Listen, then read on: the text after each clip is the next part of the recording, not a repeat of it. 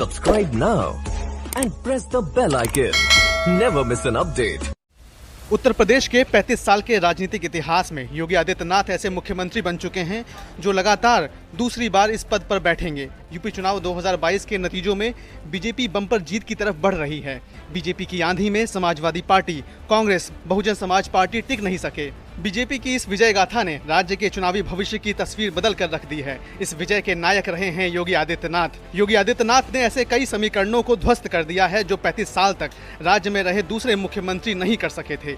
आइए समझते हैं ऐसे मुद्दों को जिन्हें ध्वस्त करके योगी ने प्रदेश में विजय की नई पटकथा लिख डाली।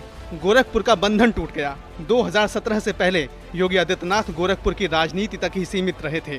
2017 में अचानक मुख्यमंत्री बनने के बाद जब वह प्रदेश की सत्ता के शिखर पर विराजमान हुए तब उन पर कई शंकाएं भी उठी थी।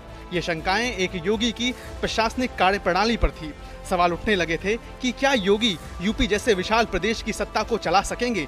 हालांकि बीते 5 सालों में योगी ने न सिर्फ प्रदेश चलाया बल्कि बड़ा वर्ग ये भी मानने लगा कि उन्होंने अपराध पर नकेल भी कसी। इसी का असर है कि प्रदेश में योगी ने न सिर्फ अपनी धाक जमाई बल्कि फिर से सत्ता में वापसी करने में भी वह कामयाब रहे।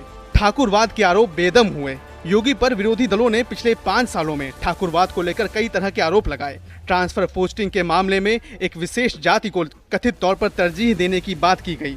विरोधी दलों ने कई तरह के तर्क भी दिए।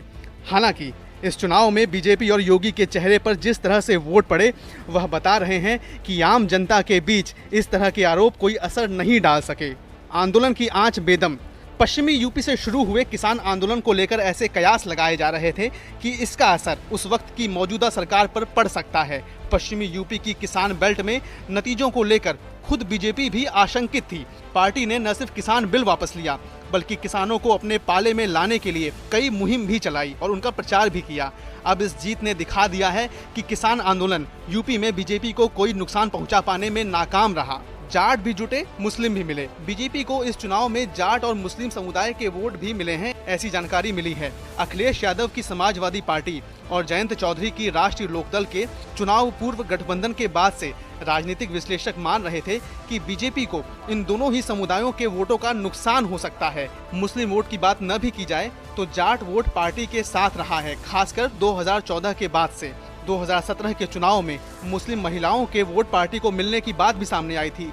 इस बार के नतीजों ने जाट वोटरों को लेकर पार्टी में उपजे भय को भी ध्वस्त करके रख दिया है।